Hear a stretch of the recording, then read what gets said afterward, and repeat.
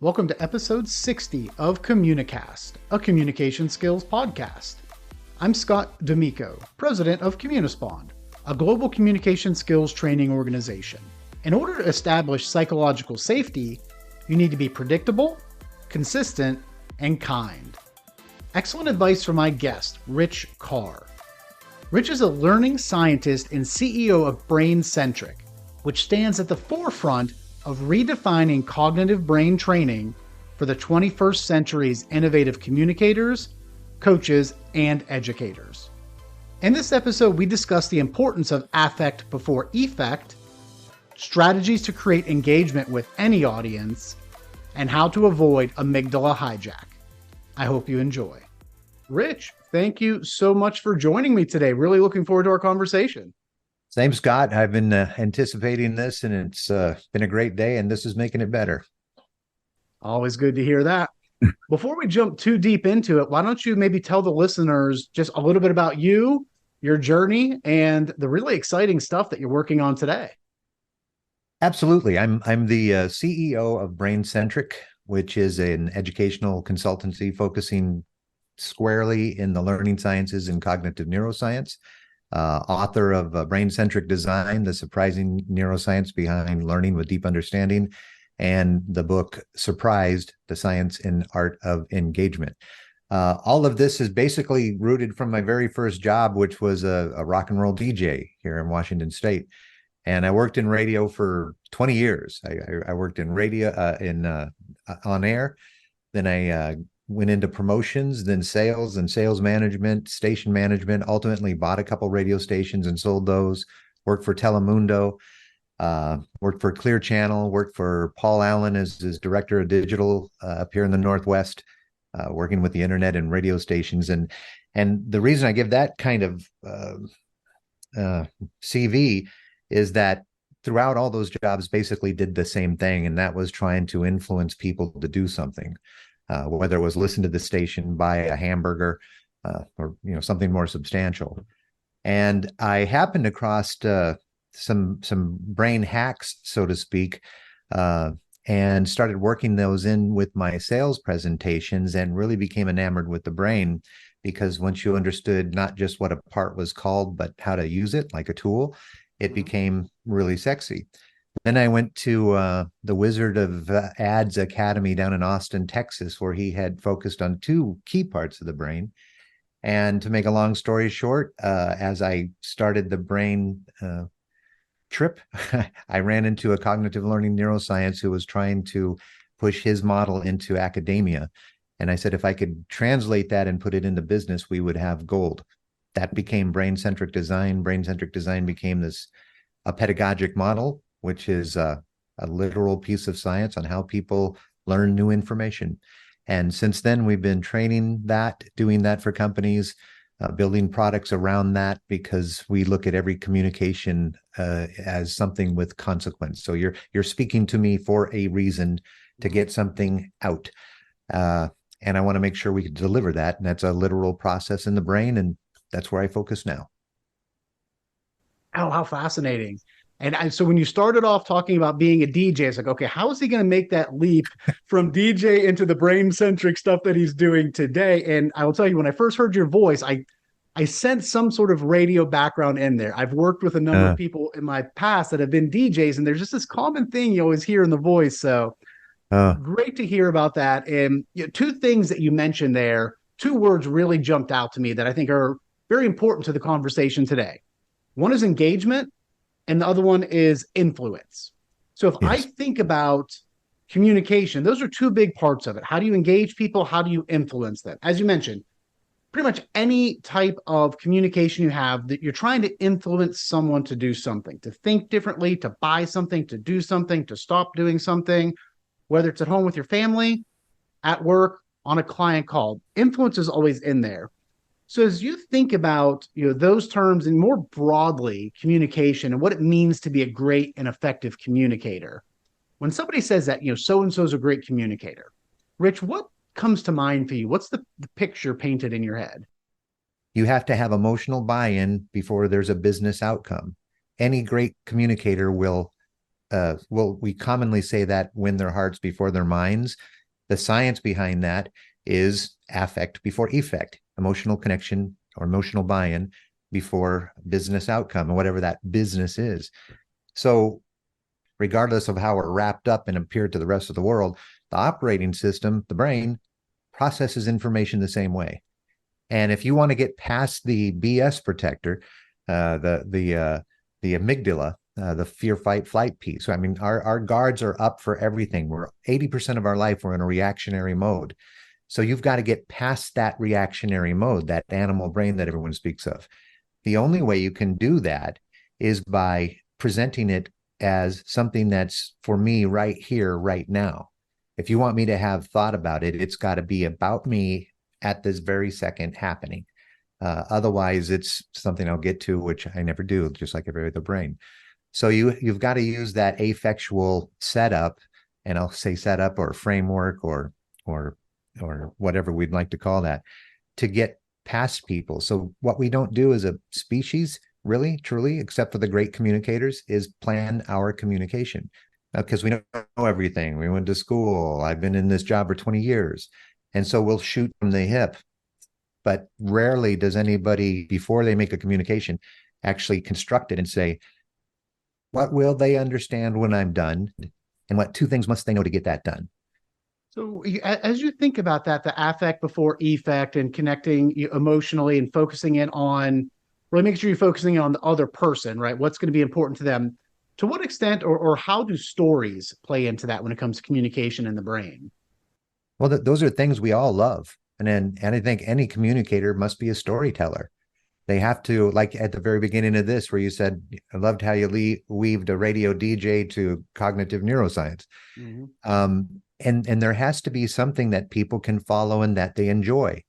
That storytelling piece is enjoyment. We love stories. We're hardwired to love stories because they're full of the unexpected. There's anticipation. There's fantasy. We get to play in our brains with a story. Great storytellers like Neil Ford, if you've ever seen him on YouTube. I mean, boy, what a modern day Paul Harvey he is. A storyteller. The storytellers are remembered as great communicators. Absolutely. That's the idea that where people tend to make a decision with their heart, decision with their emotions, storytelling is a great way to do that. And it's also really a great way to connect and simplify complex information rather than just using jargon and talking through all the details. If you can find a way to relate it to some sort of story that's going to in turn be relatable to your audience, that's where the magic ultimately happens in communication. Rich, as you're out there working with organizations to help them develop their employees, what are some of the big areas that you're really seeing companies and the leaders wanting to focus on, really to develop within their workforce? Perhaps it's skill gaps or just key areas that are really important to employers today. I would say two things. Psychological safety would be number one, and number two would be active listening. I mean, that's the real simple answer, but your workforce is not going to perform if you've got a workspace that eliminates, 30% of them cognitive, just by the way you might set it up. So psychological safety is a big deal. Not that you're being mean, but employers and managers need to understand, what makes a safe environment. And it's not changing, painting the walls pink or anything silly. It's literally how you present and say things, because that's all they have to go on. The other thing, active listening. With the way things have changed in the last 4 years, as far as the way we communicate, too often a bad communicator will listen to reply. And what we need to do more of is listen to understand, because we fire back off too much without knowing the whole story. And again, that comes back to the root of communication. If we're not communicating skillfully, the managers or whoever's doing the communicating, the educator, the coach, whatever, if they're not communicating clearly and the people aren't walking away with 100% deep understanding of a subject matter, it's just going to replicate itself a million times over. And I think that's the cyclical problem with business is we watch TV or we watch movies and we go to school and we're told this is a manager, so we act this way. But too often, you alienate all these people with some behavior you didn't know was turning off 30% of your audience. Yeah, turning off 30% of your audience is never really a good thing. Yeah. And um, with this idea of psychological safety, I think, and you touched on it a little bit, right? It's not about office design. It's not about trying to create a culture where you're getting free snacks and massages at lunchtime, whatever it is. If Right. I think through psychological safety for employees, a big part of that is do they feel comfortable speaking up, whether it is about something inappropriate that they're seeing that the business is doing, whether they feel comfortable just raising an idea. Maybe we should do things differently. And so much of creating that culture does go back to the leader and their communication style. Are Yes. they modeling those behaviors? Are they creating environments where people do feel comfortable by the way that they respond to somebody raising their hand in a meeting and perhaps respectfully challenging the status quo or challenging an approach? So that, to me, that is a much bigger part of the psychological safety, is how you're communicating, and are you putting people, your employees, in a position where they feel comfortable raising their hand if they see something wrong or if they see a better way to do it. And I think a Mm-hmm. lot of leaders are missing out on that, because there's a lot of times this fear-based leadership where they're just really Yeah. ultimately trying to keep people worried about their jobs and thinking that's going to drive performance, where quite honestly, it's oftentimes the opposite. No, you're nailing it. And I had mentioned earlier Boyce's before my thing was cutting up. Thomas Boyce's research, and it's called the dandelion and the orchid. And here's the beautiful analogy: is we call at Brain-centric, we call this environment we're talking about, we call it a greenhouse. You need to greenhouse your office to where dandelions and orchids will thrive. Right now, you don't necessarily have that because you've got this issue. A dandelion, let's talk about our kids, two kids. We told them to do their chores, or they, no TV that night, or whatever the thing was. A dandelion would go into the office and say, Dad's a jerk, and then go about their world. An orchid would go into the bedroom and go, Dad hates me, a teacher hates me, I'm no good at this, I just proved it again, I didn't even get my chores done. They just react to the social context differently. And this is nature, not nurture. You're born with this, and it's not bad. It's just that you're hypersensitive to surroundings. So if the boss approaches you incorrectly, says, maybe even just looks at you wrong, or asks you this kind of question that puts you into an amygdala hijack, an orchid has a larger recovery time. They're usually smarter once engaged. They're the folks that have a higher right ear temperature. They're at the HR more because of issues. And the reason is not on them, it's the environment they're in. So we call that a greenhouse, so everybody can thrive. One of the main rules of the greenhouse is to be predictable, consistent, and kind. A psychological safe office is one that's predictable. You're not going to be, alerted to anything because it's going to be this way. It's consistently that way. And the kind part, to speak what you were speaking of, is so important, because you want to be the boss you want to work for, but we don't know necessarily have the skills to do that, nor are they taught. First we started dabbling into soft skills many years ago as professionals, and what we're finding now is that we're moving into this cognitive area where we have to have this brain fitness, we have to have this brain health. Everything about AI is artificial information. It's trying to replicate this thing we already have. And since the learning sciences and cognitive neuroscience have taken those funny Latin name brain parts and lobes and occipital this and nuclei that, they've actually put it into a tool set saying, here's how to present communication that aligns with how the brain will process it. And we now have that. And those tools are in there. You can use the hammer, the saw, you can, for whatever effect you need. And that's what's missing in management, because the kids are learning this. They're learning this in the school with neural education, but the people who are in the workforce now didn't get this because it really didn't start kicking in until the early 2000s, 2010. Wow. Yeah. So so much in there. And the one thing that I love is this idea of how you really defined a workplace or a culture, really anything, a family that has that psychological safety is predictable, consistent, and kind. Right? If you're missing one of those, it's going to fall apart. Obviously, if you're predictable and you're consistent and you're terrible and mean, that's not great. But if Yeah, people yeah. are like, oh gosh, which Scott is going to show up today? Which one am I Oh, going to get? Same thing. It's going to impact people's comfort levels with communicating, bringing up ideas. And yeah, I think I have two kids, and I think I have a dandelion and an orchid, so I'm gonna have to be mindful of that as working with them, especially with it is like putting their laundry away and doing the chores. So I'll definitely have to dig into that a little bit more. well, it's an amazing study, and it's again is new. I mean, it's a thick book, but there's a TED talk. If you just say dandelion in the orchid and Boyce, Boyce, it's like the 14-minute TED talk, which will outline this. And when we're out speaking with people, that's one of the biggest ahas because you'll self-identify.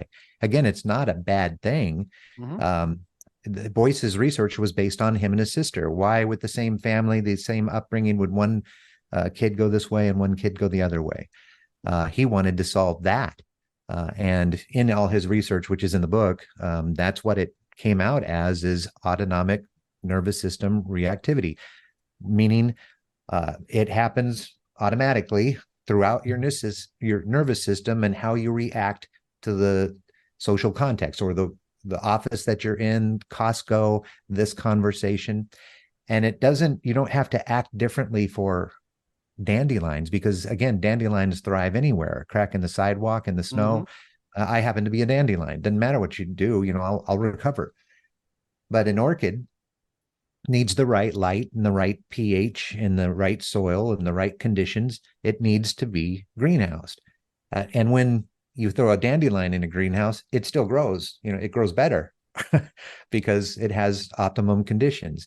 And that's what psychological safety is all about. That's why we call it greenhousing, because once you say that and give the dandelion and orchid brief description, you go, oh my goodness. Because if you say to an orchid, why can't you be like your brother? You have destroyed that person. Mm-hmm. You say that to a dandelion, because he's a jerk, right?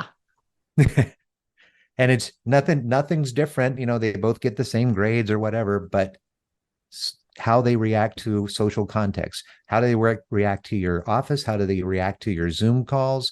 As you said wonderfully, which Scott do they get today? We've all lived that life. Mm-hmm. Walk into like the way we've been showing schools to teach or how we show businesses like Nike or CVS and Aetna to present to the customer is night and day, because suddenly that magic thing about the other thing I said about active listening, you as the receiver of the information, you are heard. Now you've got me right back into affect. Oh, he listens to me. He's a good guy. I can trust him. I'm now in a green emotion of joy rather than a red emotion of worry, stress, concern, entrapment, boredom. Those things have to be eliminated from communication, or the communication won't get into the prefrontal cortex, which makes us human. That's why we're at the top of the food chain. And again, there's a breadcrumb of information to get there, and it's a documented pedagogic model. Yeah, and that's one of those things where we always talk about with communication is really understanding the audience and understanding not only your product or your solution, whatever it is, how you're positioning to the audience, but as you learn more about the audience, it's going to help influence not only what you share, but I think perhaps how you share it based on that particular group or subgroup of whether it's customer base, employee base, whatever it is, really listening, understanding what's important to them, what's driving them, their motivators, and then tailoring your message appropriately. And this is where neuroscience plays with that and really dials it in, because if you take everything you said and tried to understand, let's just say a group of 30 people you're working for, first of all, that's a hell of a job because we're all different and we're all hiding whatever. But we can guarantee that every one of those 30 people would want something that would benefit them at that moment. Because the brain, again, it keeps you alive and helps you thrive. So it's looking for opportunity. It's looking for autonomy, mastery, and purpose on everything. Like a hobby.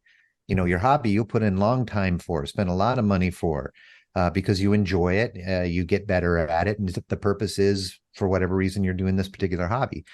Now, if work was presented the same way, and everybody looked at this new software for processing global import exports as something good for them, then the mindset is totally different when you go back into work. So Mhm. how we present things is very collaborative when we're learning things, because if you've got 30 managers in the room and you're trying to learn some or teach some software, you should have a format where 30 people can talk to each other and agree as a consensus. So you could have a high performing team. And the only way you can do that is in a psychologically safe environment and a structured learning piece where they internalize that information. They have it in all four lobes of their brains. They've seen it, touched it, smelt it, played with it, predicted it.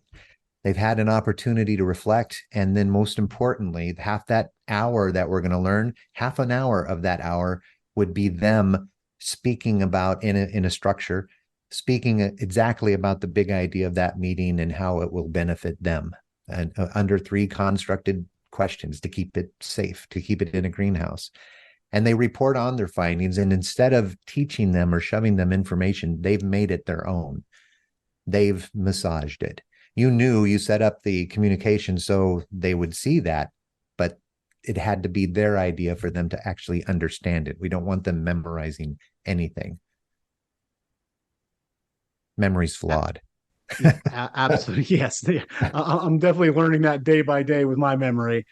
So, it's this idea of we hear a lot, especially in the sales world, if you focus on the problem you solve rather than the product you sell, so to speak. And if kind Yeah, of yeah, thinking through this approach, if you take an audience of say 30 people that you're pitching their product, right? For maybe argument's sake, we know that there's some level of interest or there's some need there. So if you're focusing more on how you can help them, everyone might take your product or solution, maybe use it or do something different with it. But ultimately, if you can focus on the high level problem that it solves, seems like it from a brain perspective resonates better than just kind of talking about features and benefits. yes, but one more nuance to what the brain understand. It has to be their understanding. So give me anything to pitch or educate on, any subject, and I'll show you an example of how I would set that up to where I would take any subject and make everybody in the room think about this subject specifically for them. Or actually, I'll just use one rather than put you on the spot, because sometimes I'll do this. So let's just say I was going to teach this room of 30 managers how to deep fry a turkey at Thanksgiving. All right. Mm-hmm. So I would say, hey, my name is Rich, and I'm here to teach you how to deep fry a turkey at Thanksgiving because it'll give you the best tasting, juiciest bird and make you the hero of the whole meal. This is just like to do this is just like Kentucky Fried Chicken. They take a bird and batter and they put it into some hot oil and they serve it, except this time we're doing it with a 20-pound bird. And moving forward, this is important because you do this wrong and your house will catch on fire. So before I actually give you this presentation, take a couple seconds and write down on a piece of paper. It's important that you write this down. How would understanding how to deep fry a turkey for Thanksgiving make my family meal the best this year? I'll give you 30 seconds to write down your own thoughts. You're not going to share your thoughts. And then you come out of that 30 seconds with different perspectives on this turkey.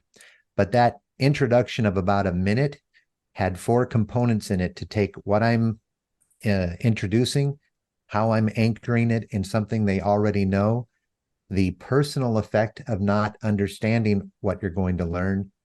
And then I gave you a challenge question that was attainable, took some efforts, but required you to think, not memorize. I said, how can learning to deep fry a turkey for Thanksgiving make me the chef of the year, or whatever I said? Mm-hmm. And then I said, and then I gave you 30 seconds. I shut up. And so I gave you a personal challenge question, and you're going to sit there. Well, how can learning how to deep fry a turkey this Thanksgiving make this meal the best? And you go through your world. It'll never be the same as mine or Sherry's or the guy sitting in the back of row 4.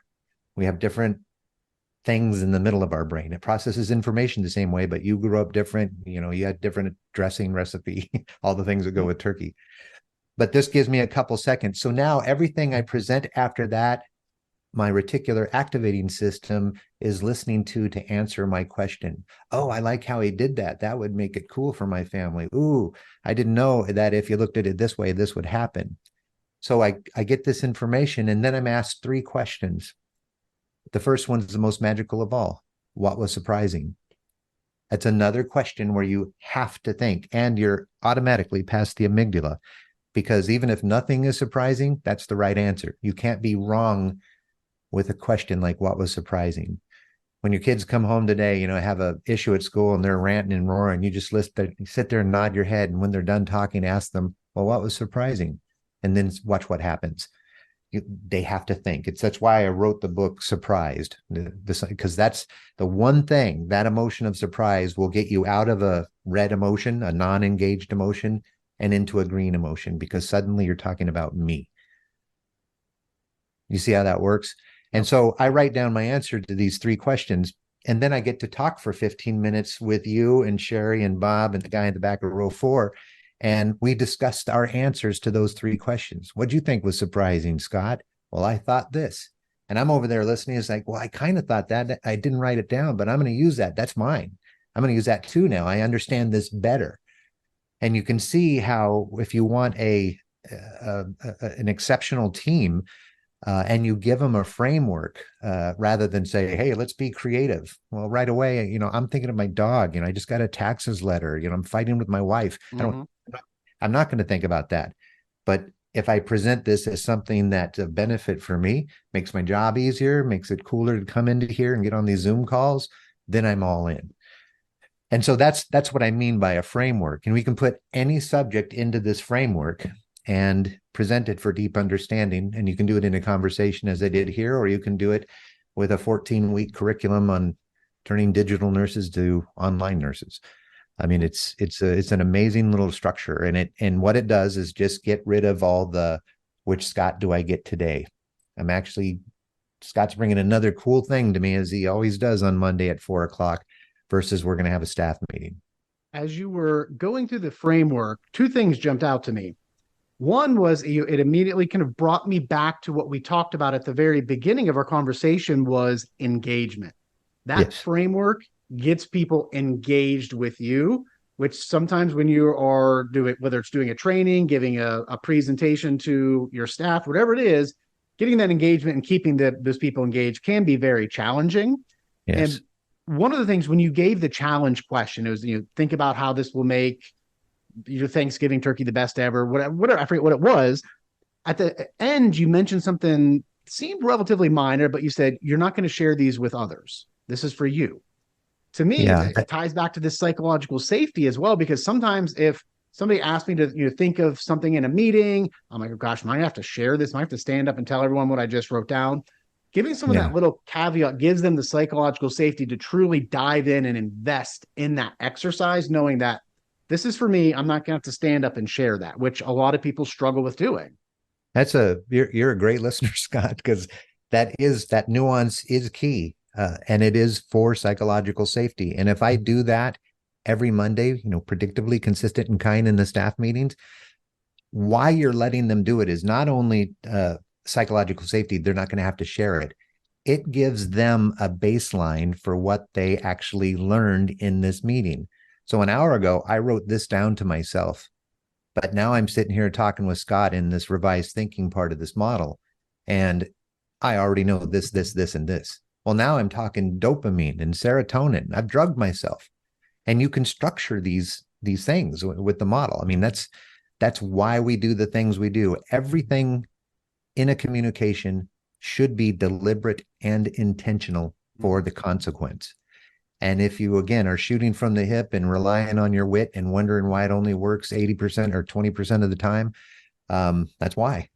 You can craft communication to where you will always have your measurement of success. They will always leave with deep understanding of this one thing that you needed them to understand. And you'll have a happier group because you never did anything that would put them in any kind of amygdala hijack. And out of the 7 emotions, 5 of them will do it. And I'll put them into moods: boredom, stress, worry, concern, and entrapment. If you present anything or do anything that keys off one of those emotions, you will throw them into a hijack. And that's why people are 80% reactive. Absolutely. And that baseline is so critical because without the baseline, it's hard to really see change. If you don't know where you started with regards either to your behaviors or to your thinking, very difficult, I'd say near impossible to realize that there's been any type of change from the end of that meeting, presentation, training, conversation, whatever it is. Yeah, and it gives it to you. And again, I said earlier, memory's flawed. That's why that's why we write it down. And it takes a lot of brain power to write it down. I mean, now you're taking these random neuron structures in your skull and you're putting them into words and those words into sentences and those sentences down through your muscles to actually put those words onto paper. That's key. That's encoding thought is how we look at that. But it's for yourself. So once you write something down, oftentimes you surprise yourself. And it's like, well, what do I know about deep frying a turkey? As an adult, you know that it has a big bird and oil and heat and a drum. That much you know. So we'll say, oh, yeah, I know about turkey. Again, another reason we don't report out on what we write down in that challenge question is that I don't want to look stupid. Mm-hmm. I mean, no matter where I'm at, I'm not going to sit there and say, I don't know diddly about turkeys and oil, and be laughed at by the people that do. I mean, that's survival stuff that we learn from kids. We know this stuff. So that privacy piece, especially right up front, and just really the surprise of a challenge question being thrown at you. What do you mean? You want me to answer my own question? How cool. That in itself is a surprise. And it's a paradigm shift from the school that we all went to, where we sat down, we shut up and listened to a lecture for 60 seconds or 60 minutes. And then we're given a test on some ancillary BS piece of information. And, what color were Washington's shoes when he crossed the Right. Delaware? I mean, where am I going to use this? To date, I don't know a person that has ever used proofs from geometry in their job, but we spent like a month and a half on those monsters. So it's lots of information that doesn't mean anything. Here's something kind of profound, and then I'll hush. You've never been taught to think. You've only been told to think, and typically what to think of. Mm-hmm. And this is why AI is such a big deal, because it's kind of being marketed as doing the thinking for you, which it should be, and it's empowering in that way. But you as a human better be able to ask the better questions. Otherwise, you're going to be just working for somebody who works with AI. Yeah, right. And we're going into a cognitive era, and thinking is the new currency. If you just recite facts or BS, that'll be ferreted out really quickly here in the coming years. Oh yeah, and I have a freshman in high school that's in algebra right now, and I on a nightly basis I hear, when am I ever going to use, he rattles off all these ridiculous formulas that he has. And I used to be a high school economics and civics teachers, having to teach all these history, and part of the reason that I left the profession was the frustration with, we're not teaching these kids how to think critically. We're teaching them to memorize stuff so that they can regurgitate it out on a test at the end of the year. So yeah, and the new kids are understanding that. They see it, with the net, of course, there's the ones that do the wacky things, but the people who are getting it, that are leading this new world, are the ones who are asking the great questions. And when they have something that they need to get alignment on, a communication of consequence, back to your very first question, what makes a great communicator? They know how to tell the story with affect before effect. There's your answer for great communication. Yep. A great communicator is a storyteller who understands affect before effect and uses a structure on how the brain processes information, rather than being witty or clever, or this is what we did last year, or this worked for this guy in a YouTube video. I mean, there's some thought that has to go into communication before you communicate. And we call it the nested egg. It's getting your thoughts in order, basically, and then presenting them the way the brain processes them. That's the whole science of brain-centric, is that preparation and that presentation. And it's not equipment essential. You can do it on the beach with a stick. It's just the way, it's still your information. Whatever your secret formula is, it's the same. It's just how you present it. And if you really look at it, we all present the same way those teachers we hate did. They stood up in front of the class, they spoke about everything they knew, and they expected you to consume it and regurgitate it. That, as you said, is memorization. What we're understanding is that we have to present to understand, and it has to be about me. Solve those things, and you will leapfrog everybody in your way on the way up the pyramid. One of the things that I often talk about is that there's a big difference between being comfortable communicating, being comfortable being on stage, delivering a speech, delivering a presentation, and being good at or being effective. There are people Yes. that are charismatic and don't get stage fright and don't say, they don't have the filler words, they have a good speaking voice. But there's a big difference between somebody, as you mentioned, you nailed it. I think I'm going to put on a bumper sticker, affect before effect. Just because Yeah. you're comfortable communicating does not always mean that you are an effective communicator. Yeah. They have to be comfortable. The audience, it's always about the learner. Not that you're a teacher, but if you're a coach or an educator or you are educating. That's what communication is. It's a it's a piece of information that you want them to understand. I mean, it sounds so easy that way, but when you add the one little piece after understanding and say act accordingly.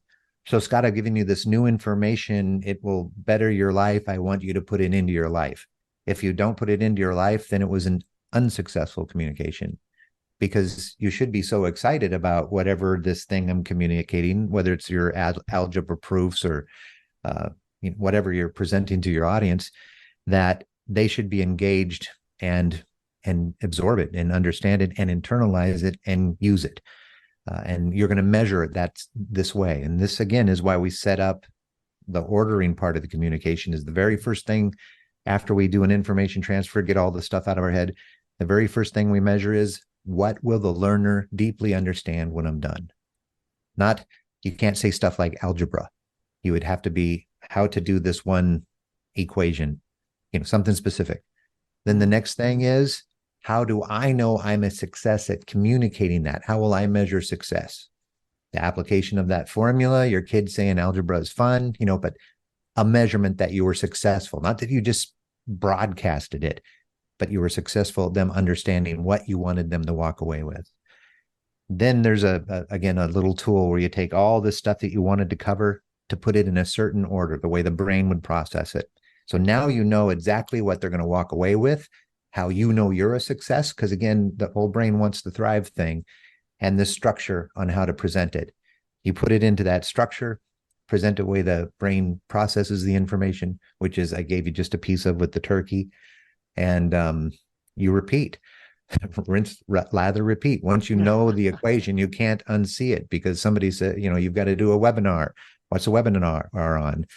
Then we start going into this little process.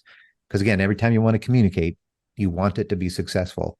Typically, when you communicate, it's also successful for the other person if they just understood it. We say this all the time. If they'd use their head, if they quit being stupid, no, it's not them. It's that you couldn't communicate whatever it is. Because if you did, they would have understood it. It's a little more work, but the consequences are typically worth it. So, and then we find out it's not a little more work. After you understand how to do this, it's, I'll say, like riding a bike, it's just learning something new. It kind of reminds me when I was teaching, and while I would say I'm definitely guilty of standing up and doing lectures some of the time in class, there were certain concepts that if I really want to drive home with the students, and I remember in one of the civics classes or the economics classes teaching the law of diminishing returns. Once Mm-hmm. again, it would have been very easy for me just to stand up at the projector at this time. Gosh, it was one of those light projectors where you had the clear pages you write on and it projects up onto the wall, not the smart boards they have today. Mm-hmm. But just give them the definition, tell them to memorize it, right? Memorize what this means. It's important. But what we did was we broke them into little mini companies. They each had a desk. They got sheets of paper, and they had to make, I believe it was like paper hats or something like that. And so we started doing is adding employees to that desk. And what they realized, with 2 employees, they can make X number of hats in 2 minutes. With 3 employees, they did a little bit more. 4 employees, a little bit more. Let's say that 5 employees, they started to plateau because people were getting in the way. A sixth employee, the number went down and down. So they start to get the concepts and then talking about, okay, how does this kind of relate to examples that you could see in your life, whether it is adding more people to your basketball team on the court at the same time, or if you want to start your own clothing line, having more people and cramming them into one production line is not always going to help and be the solution to your problem. So just kind of taking these ways to make it relevant to them, and once again, kind of hit different parts like that affect before effect to get them to really buy into it. Yeah. Well, the other thing you did intuitively was you made it personal. Yeah. If I'm playing a game with my buddies in a company and I get to be Trump and you get to be some other guy and I get to eat you up, if I'm in the 80s, that's a great time, right? I mean, Mm-hmm. you made it personal and it was about me. And this is the great thing about this neuroscience is most of it we do intuitively. Like, sometimes you nail a communication or you nail a class or you nail a lesson. You see people are engaged, they're excited about it, they're having fun. When you nail something, people aren't sitting around bored. That's a Yep. hijack. So you do this intuitively. And that's all this science is like, look, you making it personal, yes, but here's where you do that. Here's where you analogize something to anchor it in something they already know. Here's how you make it personal. Here's how you light up the occipital lobe, the temporal, the PFC, the parietal. Here's how you do all that with intention and show them how to reflect on it in a psychologically safe way, collaborate on it with their brethren in the room, because now you're just harvesting collective genius in a safe environment. And then they all report out as if it's theirs, because it is. You presented it for them to make sense of and gave them a framework in which to do so. Why wouldn't that be anywhere? And that's why Mm-hmm. the super innovative companies and the super innovative school districts, this started with Kiran Omani. Dr. Kiran Omani is his name, with 3 teachers in the Bethel School District. And now it's on every continent, entire school systems. All summer long, they hold these items, forget what it's called, but it's at PLU for neural education. And now there's thousands upon thousands upon thousands of teachers that are doing this because, again, the job's not hard anymore. You're not just parroting some curriculum the district bought for a 10-year contract that you have to present this way. It has nothing to do with understanding. Mm-hmm. It's just this thing.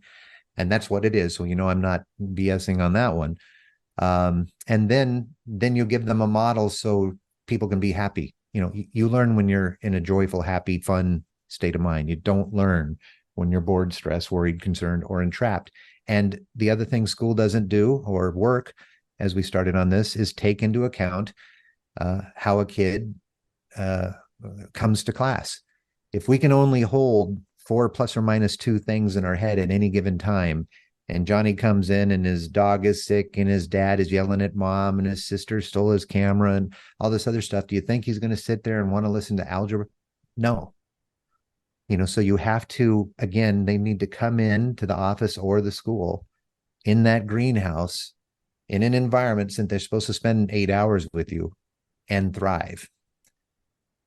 And it's easy to set up. It's just aligning things with how the brain works. That's why they call it psychological safety. If you broke that up, that's how my mind feels safe enough to say, hey, Scott, I'm wearing this goofy shirt today. Far out, huh? Versus, oh, everyone's going to think I'm dumb, or I don't have, I didn't have the secret handshake. So often a manager can just look at somebody and smile and make them feel good, but they don't, because they're stressed. So they're going to pass on the stress, and we got an hour of stress.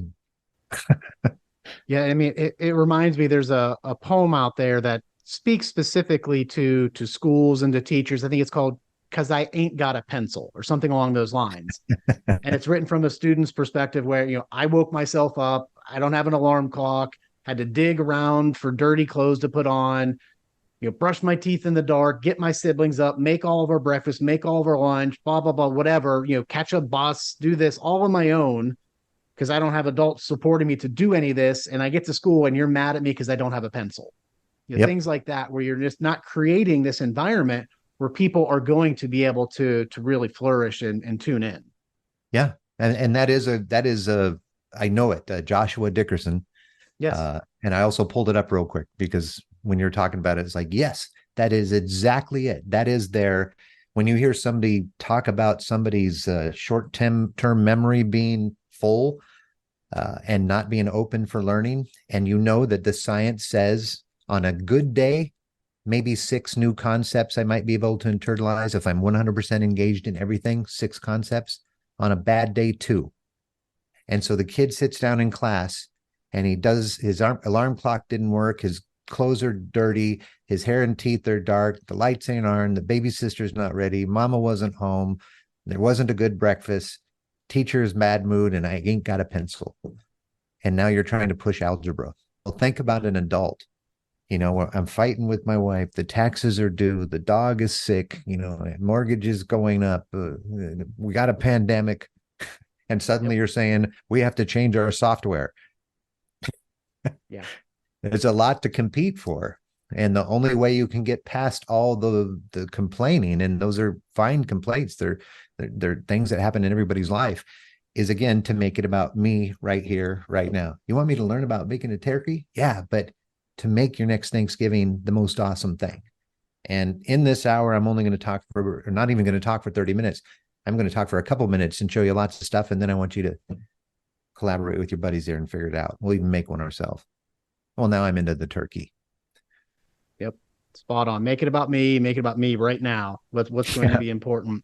Only me. Rich, I It's feel like I could always talk to you about the all day learner. about this. This is so fascinating, but I do want to be respectful of your time. As we wrap up here, what piece of closing advice would you have to somebody listening to this, whether maybe they're coming out of school, ready to go into the workforce for the first time, maybe a budding entrepreneur, somebody mid-career, completely doing a pivot, going in a completely different direction?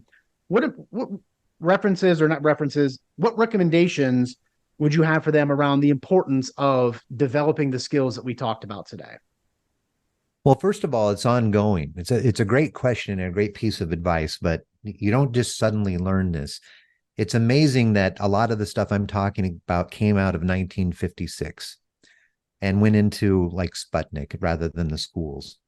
But the 1990s were the decade of the brain. This is when my former boss, Paul Allen, started the Seattle Brain Institute and started fMRIs started coming into play. And all these theories could actually be mapped and seen and operate in the brain. And then in the tens, these models, the pedagogic models like brain-centric design came into play. And it is how people communicate. It's not that you missed this or never learned it. It didn't exist until like 10 years ago. We did not know how the brain is there. So I would look at cognitive thinking. You called it critical thinking earlier. Great place to start, but using what you have this amazing machine that the world is trying to replicate with AI.